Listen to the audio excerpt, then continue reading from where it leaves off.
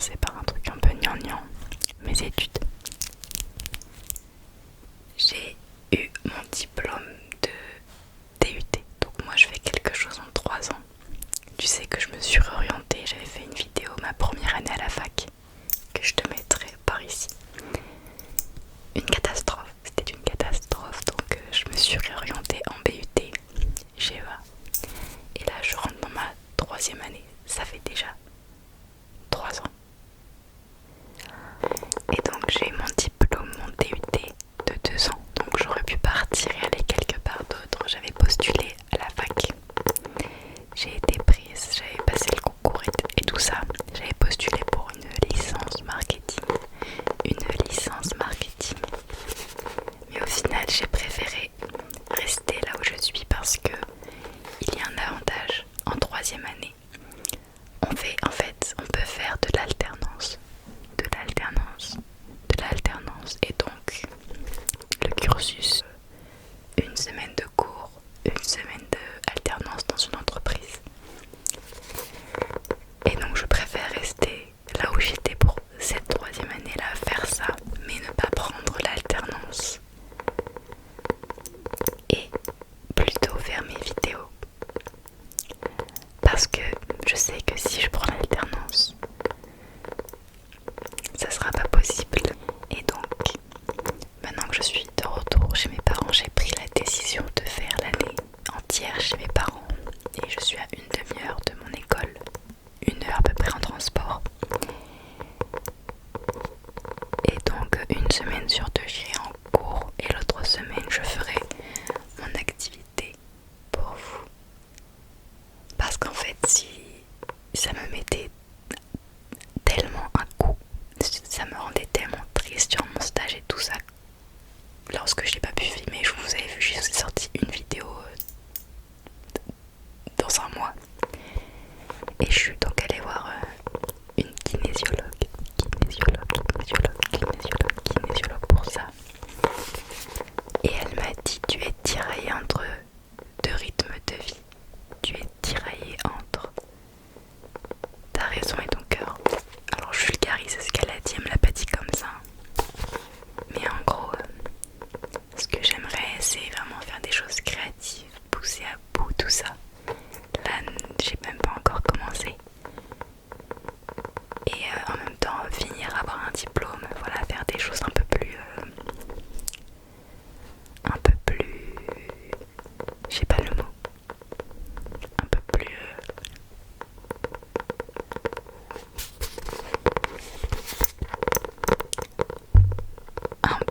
basique, on va dire, pour la sécurité. Et en fait, je me suis dit, je pourrais pas refaire une année entière où je me tue le soir, où je me couche super tard pour faire des vidéos parce que il est hors de question que je n'en fasse pas. Ça me permet tellement, au-delà de vous aider, de moi, ça m'apaise tellement.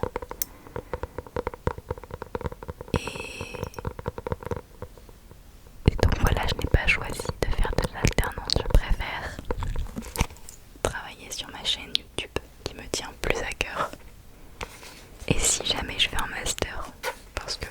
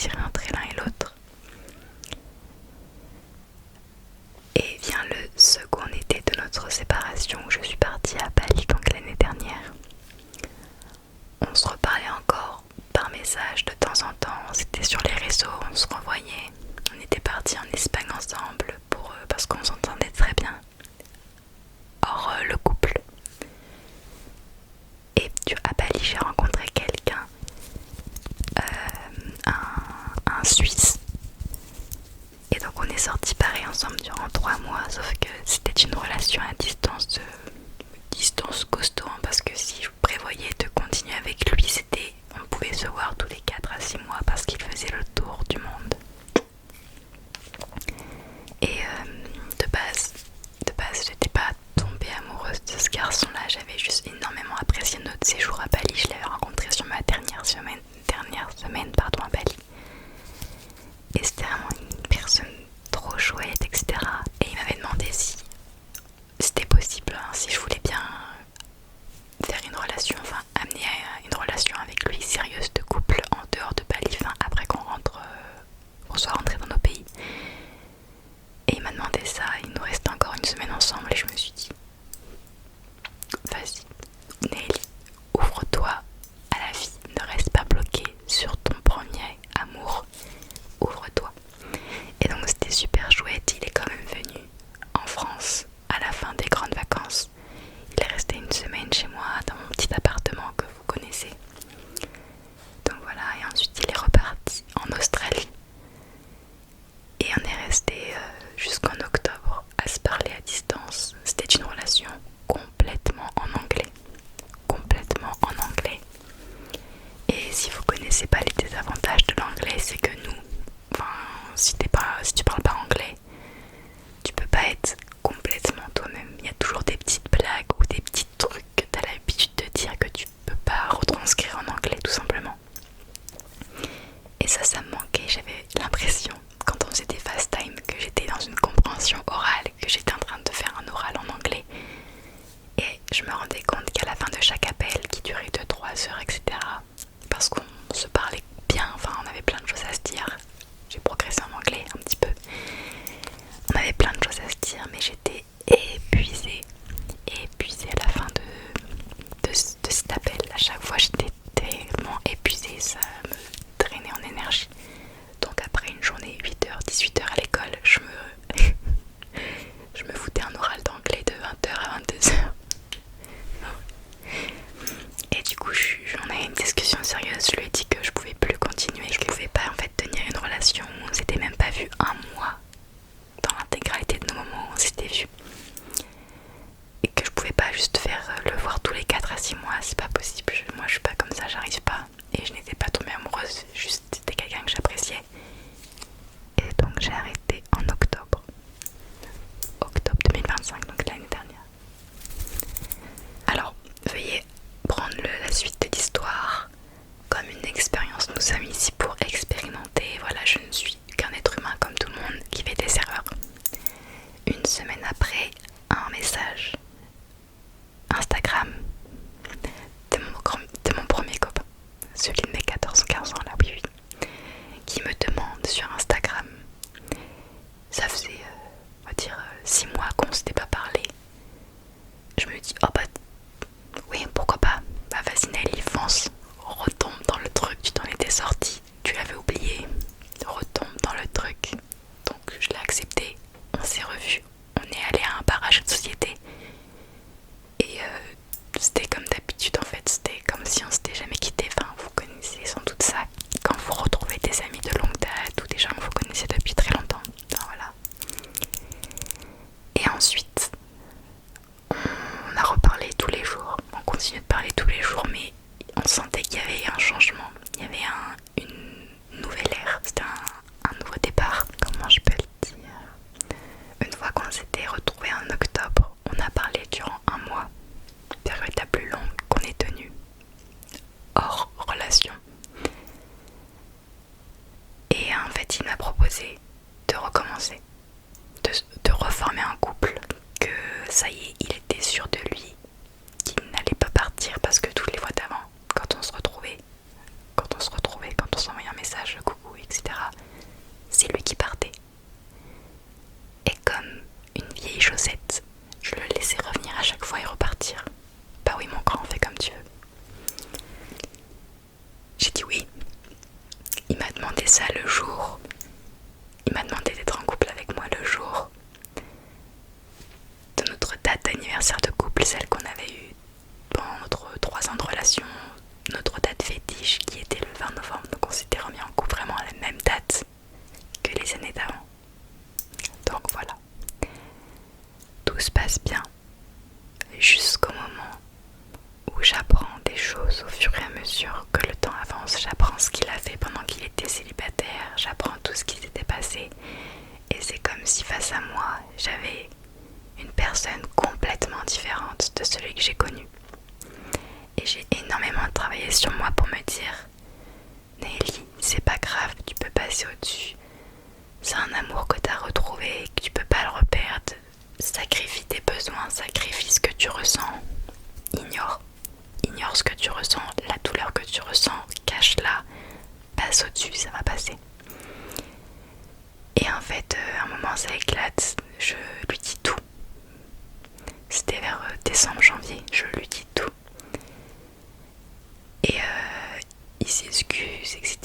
Il sait pas trop comment réagir, il a pas aimé la période de célibataire qu'il a vécu, la personne qu'il était.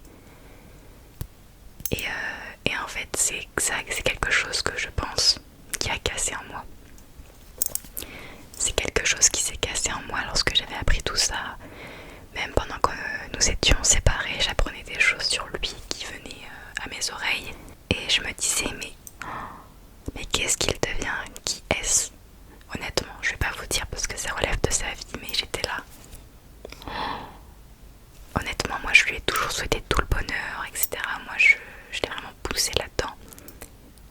Et j'ai essayé de passer au-dessus. Donc là, durant décembre à août, mi-août, il y avait tous les 2 mois un problème. Tous les 2 mois, ça a éclaté, il y avait quelque chose qui allait pas. Moi, je me remettais tout le temps en question de est-ce que je veux continuer, est-ce que je veux vraiment continuer. Et j'étais plus rattachée par ce souvenir de ça fait longtemps que je suis avec lui, tu peux pas arrêter l'histoire. C'est lui et personne d'autre. Ça fait tellement longtemps que voilà, t'as 21 ans, tu l'as connu à 14 ans, voilà. En fait, je ne me vois pas vivre sans des gens que j'aime dans mon quotidien. Mais comme lui, je l'aimais, mais je ne me voyais pas ne plus lui parler alors que ça me faisait énormément de mal. Je voulais pas le reconnaître qu'il avait changé, que c'était pas la même personne que quand on était adolescent et c'était normal. Et je me persuadais du contraire. Voilà, je demandais tout le temps à ce qu'il me rassure, à ce qu'il me comprenne, mais au bout d'un moment, arrive août du coup, et il me dit j'en veux plus, j'en ai marre, faut que ça s'arrête. Et alors là, j'étais c'était tôt le matin et je bouche bée. Et j'ai dit d'accord, pas de souci, moi c'est pas la décision que j'aurais prise parce qu'encore une fois j'ai du mal à quitter les gens que j'aime. Et ça m'a fait tellement du bien, vous vous rendez même pas compte. En fait j'avais l'impression d'être enfermée dans cette relation. Et derrière moi il y avait tout un champ libre de fleurs où j'avais juste à me retourner et sortir. Mais je m'enfermais toute seule là-dedans. Où je me faisais du mal toute seule en fait. Et c'était tellement bizarre, je m'obligeais à vivre certaines choses que j'étais pas obligée de vivre. Juste je n'avais pas la force d'arrêter ce lien. Et une fois qu'il m'a dit ça, donc pour ceux qui me suivent, c'était au Portugal, vraiment la semaine dernière en fait. Et une fois qu'il m'a dit ça, j'ai pleuré un jour et c'est tout. Et je me sens tellement soulagée, contrairement à avant, quand on faisait des yo-yo, etc. Là, c'est le calme absolu. Je sais que je le ressens, que cette personne est définitivement sortie de ma vie, que le lien est définitivement rompu. Alors on s'est rendu toutes nos affaires quand je suis rentrée en France sans se voir. Voilà, on s'est déposé respectivement nos affaires des dates différentes, enfin des jours différents. Et j'ai pleuré, alors très bizarre à dire, j'ai pleuré de joie quand j'ai mis les pieds chez moi, quand je suis rentrée du Portugal et que je me suis dit c'est terminé. Ce cycle-là que t'as vraiment eu du mal, tu t'es senti pas bien, t'as pris énormément sur toi, énormément sur toi alors que tu vivais des choses qui n'étaient pas simples. Tu t'as pris sur tes épaules des choses que t'aurais pas dû prendre sur tes épaules, des choses que toi-même, des actions que tu n'as pas faites, tu les as prises sur tes épaules alors que c'était pas du tout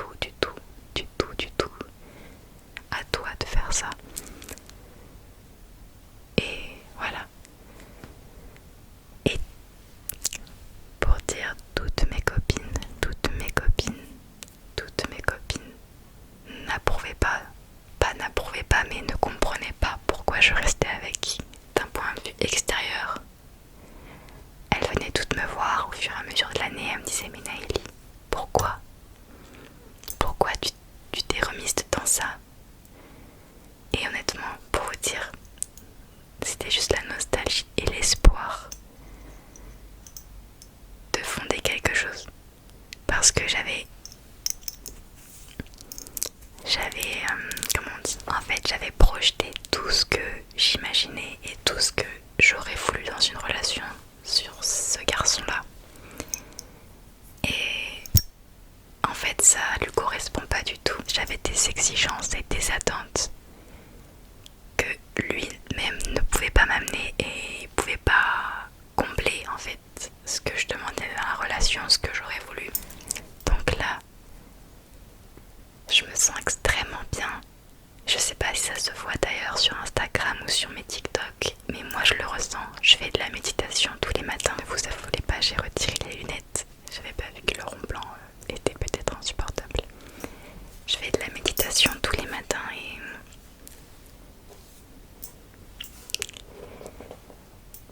et je me retrouve petit à petit. Je suis quelqu'un de très aimante, très joyeuse, très pétillante, et en fait petit à petit je devenais anxieuse comme pas possible, un peu agressive dans mes mots, et je savais très bien que ça devait se finir mais j'arrivais pas. Et donc tous les mois je me disais mais qu'est-ce que je fais, est-ce que c'est pas pour moi? Et tous les mois ça revenait. Donc je suis même allée voir une psychologue pour essayer de comprendre. Mais en fait c'était pas moi le problème. C'était juste deux personnes qui ne se convenaient pas. Malgré l'amour qu'on s'apporte. Parce que bien sûr c'est une personne, comme je l'ai dit, que j'aime. Enfin je lui souhaite vraiment tout, de réussir dans tout. Mais je suis juste pas la personne avec qui il va construire quelque chose. Alors, si tu vis une rupture, sache que ce déroulement de ma pensée, ça m'a pris 3 ans pour accepter ça. Ça m'a pris 3 ans pour accepter que ce n'est pas ma personne. Ça m'a pris 3 ans pour accepter que ce n'est pas avec cette personne que je vais fonder quelque chose, construire quelque chose. Voilà pour la période amour. Et donc là, je vis ma vie comme elle vient. Maintenant, je prends plus de temps pour faire des choses que je faisais pas parce que je me disais je vais le voir ou peut-être qu'il va me demander de passer du temps avec lui, alors je dois rester disponible. Voilà. Excusez-moi, en fait j'ai mal aux yeux. Et ce qui était flagrant, et ce que j'avais remarqué, c'est que alors j'ai aimé toutes mes relations, j'ai apprécié chaque personne avec qui j'ai partagé des choses. Et ce que j'ai remarqué, c'est que durant mes 2 relations, durant ma pause, ma séparation de 2 ans, j'ai pas du tout été cette personne agressive, pas du tout été cette personne anxieuse que j'ai pu être avec mon premier amour. Je pense sincèrement que je suis tombée amoureuse de quelqu'un qui ne me convenait pas. Bien sûr, après il y avait des qualités, hein, bien entendu, sinon je ne serais pas restée autant de temps avec et j'aurais pas continué. Il y avait bien sûr des qualités, c'est pour ça que ça m'a rendu triste quand même d'arrêter ce lien. Bien, maintenant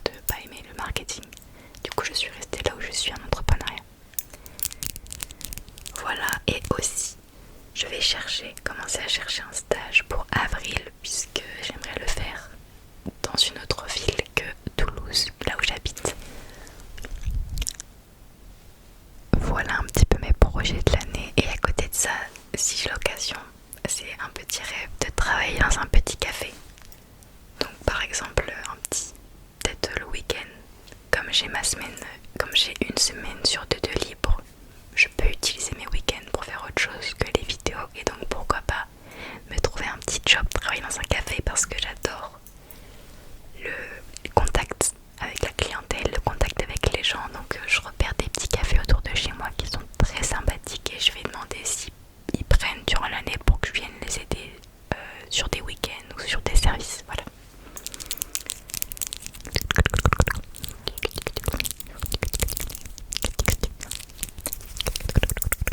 Ah oui, et j'ai aussi un petit projet j'ai pas eu le temps de les faire, mais je l'ai déjà tout acheté, de faire, d'embellir le mur qui est au fond, qui est un peu boring.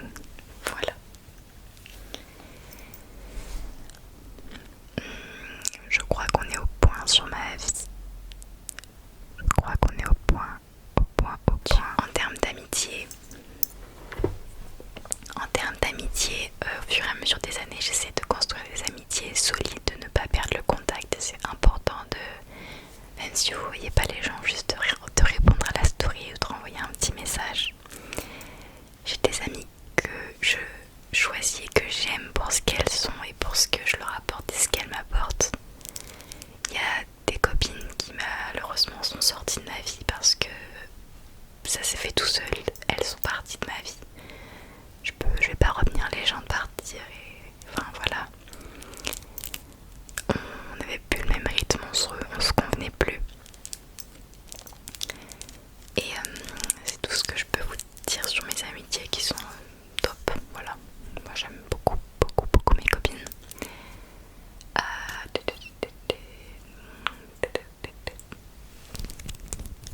Peut-être que je blabate beaucoup, mais c'est une vidéo blabla. Ah bon.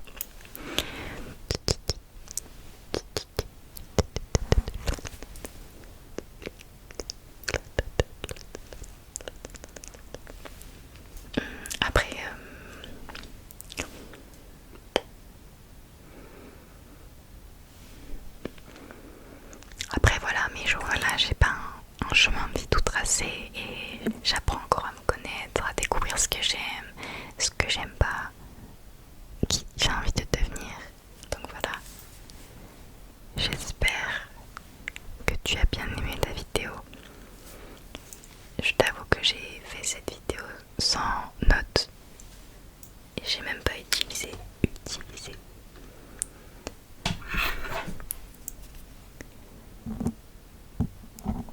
J'ai même pas utilisé tous les déclencheurs que je voulais utiliser. Donc voilà. Et à côté de ça, m'amuser, me cultiver, découvrir des activités que j'ai jamais faites. Ça va me faire du bien aussi de ne plus habiter en ville et d'habiter chez mes parents. Peut-être que ça va être loin, non, je ne sais pas. Mais c'est calme, tout suit son cours, on retrouve toujours son chemin.